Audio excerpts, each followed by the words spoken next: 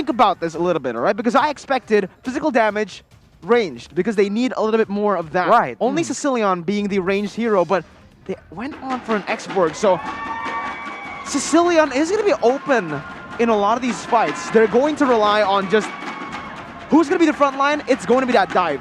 If they're just able to dive and disrupt all of the engages coming from Aura, they're going to win. But if Aura gets the snowball early, it's going to be very, very tough. I mean, Aura Fire on paper, they do have the better draft in terms of they're able to go to the back line, be able to disrupt everything that's going on from the side of Evos Legends. So when it comes down to it, I do think that Aura Fire is stronger in the early as well as the mid and maybe towards the late. Maybe the plan for Evos is to deter them from diving in with the AoE damage coming from the Esmeralda as well as the X-Borg. It might work out, but I'm just afraid that Aura will be able to outlast that damage. So I gotta agree with you. I think Aura has the advantage as far as drafts go.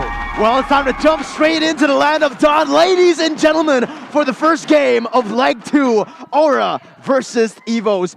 Again, when we're taking a look at both of these matchups, it is, as predicted, High in the jungle with his Aulus signature pick, Kabuki, in with that Yuzong, and Clover responding with an Esmeralda there. So X-Borg will be the XP lane. I do have to say that this is one of the most conventional drafts that Aura Fire has brought to the table. It was predictable, and we're going to see, can Evos Legends actually take it when it comes down to it? Because time and time again, Evos Legends, when they're going against their Aulus, they always seem to fail of bringing CC to the table. But now we are in a technical pause. Oh, guys. So we're gonna... I'm sorry. I got too hyped. Remember, all right? There was two types of talents you usually see on the Aulus. You see a killing spree or a demon slayer. Yeah. Did you see what High brought? High and dry. I said it, high and dry. We saw this high and dry talent in the MDL when Hans played the Aulus. So it's a very risky talent to have because sure, you do get the better 1v1s, and if you come in late into the fight, you literally just demolish everyone. But there you go. That's something to note down.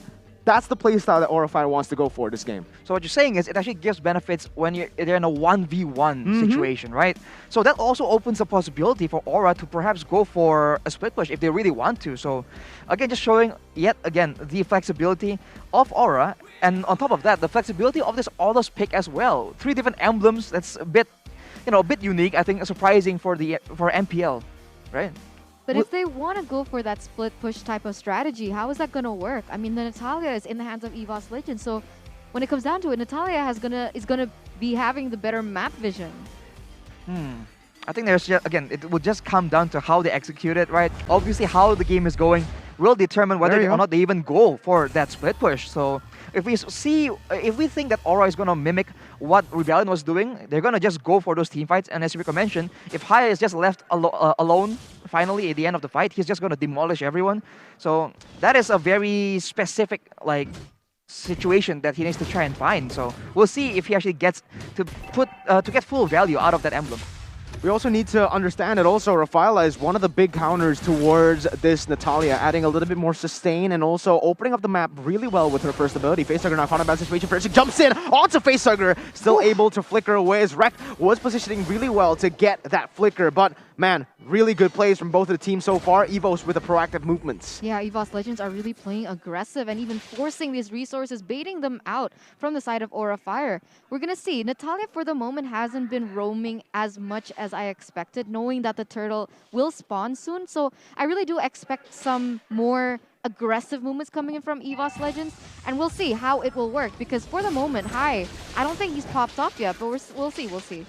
Well, no, it's in a funny shot because like both teams don't really have an engage, but as I say that. Yeah, Godiva already getting a chunk right there as High goes in for some damage onto Rek. That's the Undying Fury popped in. First blood picked up by Godiva right now. It's actually the turtle contested. Evos will be able to finish that off as Luminaire goes in for some damage, but an objective and a kill traded here in the first 2 minutes of the game. Wow. I mean, High, for the first time, has actually lost a Retribution War, so already very interesting movements coming from Aura Fire as well as Evos Legends, but as it stands, Evos Legends, they want to play the discipline game, and Aura Fire, they're looking okay, I guess. We'll see how aggressive they can do as they are going to be rotations on the map. Well, High is on an Aulus, and as we mentioned, previously when Rebellion was using it, minute 7 is where it starts getting traction, but here Godiva will be the target. Okay, Holy Aptus is going to be pop right there. Spheric jumps in for some damage. That's airstrike coming in. High and Dry comes in strong from High. He just eats some like food, just like you guys can with MPLIDX Grab. Get your food at half the price with Grab Food and Grab Mart. Yeah, I think Firstick went a little bit too hasty in that team fight, but we'll see. Ooh, Clover manages to steal the gold buff, but now High will be the next target. Yeah, Rek jumps in, execution right there. Kabuki goes in for the Petrify, gonna be able to connect onto Rek right now, so damage will be enough from the side of Facehugger. Immense follow-up coming in, Clover gonna get chunked really low by Kabuki's passive, but in the end, it's just a 1-for-1. Worth it for Evos though, Roamer for Jungler. Roamer for jungler obviously is a very worthwhile trade. And Evos right now, for the most part, are still working with their win conditions, right? Luminar has been relatively untouched due to the pressure that Evos Legends is able to bring in the early game. I was about to mention earlier how both roamers in these two teams aren't exactly those engaged roamers, but of course Rekt being on the Natalia, already building for damage, has a lot more presence in the early game compared to the Rafflela, which will become a lot more relevant once we go into that mid-game situation. But Kabuki right now with the War Axe, for sure will be starting to look to do more aggressive plays, but of course he is up against Clover. Okay, we'll see, because as it stands, it does seem like Evos Legends is still leading in terms of gold, but I feel like the movements coming in from Aura Fire is also there. In terms of team fight, they're a bit stronger because they do have the Feather Airstrike, so every time they are looking for an engage. But wait a minute. Rek goes in for the silence, canceling out that Feather Airstrike here as Evos Legends will be forced to back away for now. Aura, though, they have really low HP bars. High will be able to finish off the turtle with the Retribution. Kabuki now looking for an opening into the fight. Luminar gonna get chunked and taken down by Kabuki. A perfect utilization of that Black Dragon form here in the 4th minute. Objective and a kill. Wow. But it seems like Evos Legends are looking for something, but not just yet. And this is what I wanted to mention. Aura Fire last time around, they were very weak against that Cecilion. But I do feel like Aura Fire has already adapted to the Cecilion gameplay. And we saw the impact that Kabuki can have, especially opening up and just diving towards that backline and eliminating that threat. But once again, High. Going in for the 2v1, almost outplaying that situation. Doesn't really have that Undying Fury, but Evos Legends will just pick up that kill. An easy pick off. Again, they have 2 assassins, so this is what they should do. Yeah, they are and should be stronger in the early stage of the game, but how is it that Aura Fire has actually taken that gold lead, Arashi? Well, of course, there's the fact that they were able to actually find good trades, and they were able to steal the turtle earlier due to High's great, retribution calculation. So for now, I think it's in a weird spot because in the late game, for sure they'll be the Aulus, but Luminar is also on a Cecilion, and of course Clover is on the Esmeralda. So in a way, both these teams are essentially equal, and it just comes down to it that in the early game, the assassin presence from Evos Legends will be a lot more relevant. Although once we get to the super late game, we have seen, at least on Val, right, how scary the Natalia can be 1v1ing in that split push situation in the late game. So we'll have to see. I think it comes down again to the execution, man. If one team can get ahead and start snowballing soon, I think that will just start turning the tides in the favor of Aura, if they can do it, because they do have the Aulus. Yeah, 20 seconds as well on that turtle. So how will they rotate? How will they set up for this? Because for the moment, I just see a lot of pressure on those side lanes. But once again, here, Antimate is caught in a 2v1 situation. You can just see the damage coming in from that High and Dry as he pops the Undying Fury. But Evos Legends, they're looking for the rotation onto that top side. They're not looking to mirror here. They might just collapse onto High and Fluffy. Fluffy goes over to Flicker onto Antimate right now, but High goes in for a 1v3. He gets out, and Fluffy picks up the kill. Look at how they're able to isolate these targets. And Luminar, I don't think he's going to be able to do that. Fluffy joining in to the fight once more. Rex picks up the kill, but Facehugger obliterates Luminar in the backside of the mid lane as well. We have another fight going on, but Facehugger needs to be very careful. Firstly, coming in for the damage. Facehugger will not be able to run out of this one. Maybe he can though. The Flicker, he's buying time to wing by his wings. Firstly slashes and dices him, but Aura picks up 2 objectives in that fight. And while that was happening, Evos Legends has actually didn't see the fact that Aura Fire was looking for that neutral objective in that turtle. So even though Aura Fire lost that fight in the top side, Evos Legends has actually lost in a way, but they are able to get a tower out of it. So once again, Evos Legends, they're looking for the trades on the map, even though Aura Fire has been setting up a bit better. I think it's still very even for sure. And the fact that Evos were sending so many people and took so long to get the job done. It really is quite concerning. And as of right now, dude, as we mentioned in the previous game with Rebellion, Aulus starts getting online at that 8-minute mark, more or less. So I think Aura Fire is about to turn up the tempo. That is what their comp is designed to do. They have a lot more dynamic of an engage with the Black Dragon form as well as the Glorious Pathway. So right now, I think very, very soon we're going to see Aura just step on the gas and go full speed. Yeah, Aura Fire High has also already reached that level 12 power spike. So now it's getting a little bit scary for the side of Evos Legends if they want to go in aggressively like First is doing now. Oh my god, that's literally everything popped, and Kabuki might be just going for it. Oh! Kabuki goes in for the Petrify and a double kill for Aura. That's the dragon, and Godiva goes in for the Holy Baptism as well. Controlled chaos for Aura Fire in Game 1. That was huge, being able to get so many pickoffs off the board. But now, Evos Legends, they do understand they're a bit behind, and Natalia will actually be able to split push here, Mirko. Look who's here, it's High and Dry, baby! Clover gonna get melted down by the damage coming from Aura Fire, but he still manages to get away, not for long, as the Feather Airstrike will claim that kill. A 5k gold lead for Aura Fire right now. Rex is in the flanks, but what is he gonna do? He's gonna get spotted out, and he might just be the next victim here. First jumping out of the face, but it's gonna be High, dealing the damage onto the backside on Dying Fury. Gonna be able to zone him away, as Fairsick is forced to back up. Luminaire goes in for the Sanguine Claws to stop this momentum from going, but Aura Fire, man, they're ferocious. A 1-for-0, and they might just look for the Lord. We were talking about Godiva on that utility type of roam with the healing, with the sustainability, but also Godiva is actually able to give a lot of movement speed for the side of Aura Fire, and I think that is huge for High, being able to get so much damage onto the members of Evos Legends. And I feel like the synergy from Aura Fire is really coming out strong, as we're going to take a look at the fun fact here by Grab, that it seems like Evos Legends always wins the game against Aura if they pick Cecilion, and that might just be a fact broken in this current game. I think right now the Sicilian wants to have a lot of impact in this game. It's going to be very difficult, man. Kabuki is 3-0 and Facehugger is 3-1. That is a lot of damage from so far away. Luminar will be zoned out or risk getting one-shot by multiple different members on the side of Aura Fire. So right now, they're able to get full control. They get that Lord, and with the Genius one right now, the damage threats from Aura Fire is both physical and magical. So I think for at least another 5 or 7 minutes, Evos Legends is going to be very... it's going to have such a high difficulty to try and itemize against this.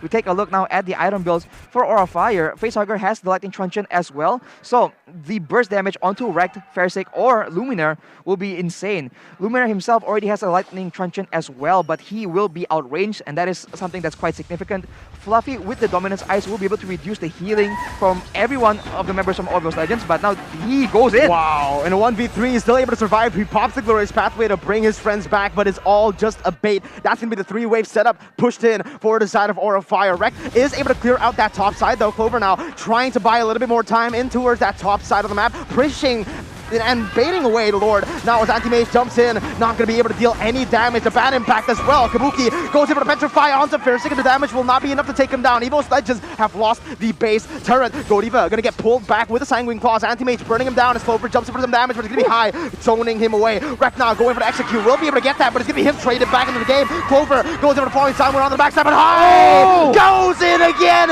A double kill, and Undying Fury as well. It's going to be Anti-Mage running for the midst of it all. Kabuki will finish him off and take the mega kill. Aura Fire still, even though they're in Evos' base, they win the fight. They win the fight even though that they were kind of in a tough spot. I mean, the Natalia came in at the last minute, was able to get one, but the follow-up damage coming in from Aura Fire was just there. And when it kind of comes down to it, Aura Fire is now leading with an 8,000 gold lead.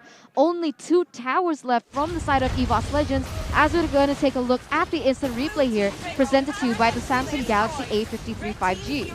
As you can see, High, even though he's so low, able to turn the tides onto Evos Legends. And just like that, Aura just goes for a lot more tempo, keep pushing their momentum, and I think they can keep doing this as long as they don't group together and get comboed, right? The only way I think Evos turn this around is for a Sanguine Claw to land on multiple people, comboed by the ulti from Anti-Mage, but Fluffy again going in solo. At this point, he won't die. He is never going to get taken down. I mean, there's not enough DPS, right? He's just so beefy. He can take multiple burst damages from the side of Evos Legends. But even if they do that, that's all the damage onto a Hylos. So Hai can just go in, Kabuki can just go in. They're just stuck in a very difficult spot right now. Yeah. Rekt still able to get out with that immunity, but this is Aura Fire playing it really, really well. Look at how they're playing the map. They're freezing the waves, not really giving Evos Legends a space to farm. Luminaire, yeah, the record might be broken here, Eterna. Evos haven't lost a game with the Sicilian, but it's looking really grim for Evos. It's definitely looking bleak here for Luminaire. I guess they could kind of be a bit more patient, but I don't know how long that they can, you know, buy time, because look at this. Fluffy is just going crazy, and none of those bad impacts can actually affect him that much. And unfortunately, from the side of Evos Legends, from the composition they brought to the table, Evos Legends, they're relying heavily onto the damage coming in from Luminaire, and if Luminaire can't do it, who can? I'm not sure, man. The only real threat aside from Luminaire will be Fairseek, I think. Oh my god. But even then, I don't think it's enough. Rekt finds for info, but Godiva slows him down. He goes for the slow, and the Holy Baptism will be able to just lock him down with a Feather Airstrike as well. 2 ultimates burnt away from the side of Aura Fire. Evos Legends looking for the damage right now. Gur's Path is going to be popped, and that's actually the Sanguine Claws connecting on the 3 members. On Dying Fury going to be popped. Hai dealing a lot of damage, but losing as well in this fight. Kabuki go for the Black Dragon form, zoning the members away from this base, but it is still Evos Legends with a beautiful, beautiful defense. Aura Fire, they don't want to stop there. A proactive movement on towards that top side. Sanguine Claw's going to be able to connect onto Godiva, but no real punishment for now. Both teams don't really want to pull the trigger. They're just going to wait a little bit more for the objectives. Interesting. Aura Fire, they're playing rather disciplinedly. I thought they would go for it, but look at this. Clover gets caught. Oh! Feathered Airstrike once again. Anti-Mage is forced to use his ultimate defensively. When your X-Borg needs to pop that ultimate defensively, you know it's over. It's a 10,000 gold lead. It's a 10,000 gold lead, and for the most part, Evos can defend on the back of Luminaire having such insane wave clear on the Sicilian in this late game, right? 15 minutes right now. He can actually defend quite well, but for how long? For the most part, they're going to be stuck inside their base. Aura can comfortably just lock them in there and go for the next Evolved Lord, and that will be the real test, right? That will be, I think, the main goal for Aura, and we have to see if Evos can defend even then. Kabuki zoning so well right now, but as of now, we're going to take a look at the real-time win probability here presented to you by the Samsung Galaxy A series. 67% for the side of Aura Fire, and as it stands, it makes sense. Look at the pressure that they have on the map. Look at the gold lead. All the objectives that they've taken away from the side of Evos Legends, as it is going to be another engage perhaps, or just some zoning going on. Yeah, the issue right now with the Sicilian, yes, the damage is there, but for the most part, no real protection for Luminaire on the Sicilian, and Facehugger can still very easily outrange that damage, so they're stuck in a weird spot, but look at that bad impact damage onto Hai. It's a bad habit from Evos Legends. Oh. Not bringing CC. Yeah, I think they were just relying on the macro play and the coordination to try and work around the way I think Onyx was trying to do against, was it Onyx? I forgot. Well, there was a team that was able to actually maneuver very well against an Aulus, right? Just kite back perfectly so that he doesn't get in range to actually do a lot of damage. But I think it's just very tough, especially because the Aulus is backed up by so much crowd control. The Glorious Pathway, the Divine Baptism as well. So Lord now up, and control is still very much in the hands of Aura. You take a look at the items right now for Facehugger, the Divine Glaive is already available as well. And Athena Shield on Godiva will allow him to actually stay in the front for a bit longer, but Fluffy zoning everyone back. Once again, Fluffy going in for the engage right now. It's asking to be Kabuki cutting off Luminaire. Holy Baptism will shut him down. They don't need the Lord. They'll simply just take the game here. Only Fairseek, Anti-Mage, and Rekt left to defend. Anti-Mage running for the hills, but it's hammer time, baby. Hai goes in for the damage. Fairseek left alone in the base once more. Deja vu, and that is going to be Fairseek taken down. Not for long. Wait a minute. He's still able to buy a lot of time here, and Aura Fire will be able to just take everyone down. That's game number 1 for the Dragons. Game number 1 for the Aura Fire there with a very dominant showing. I mean, even from the get-go, it did seem like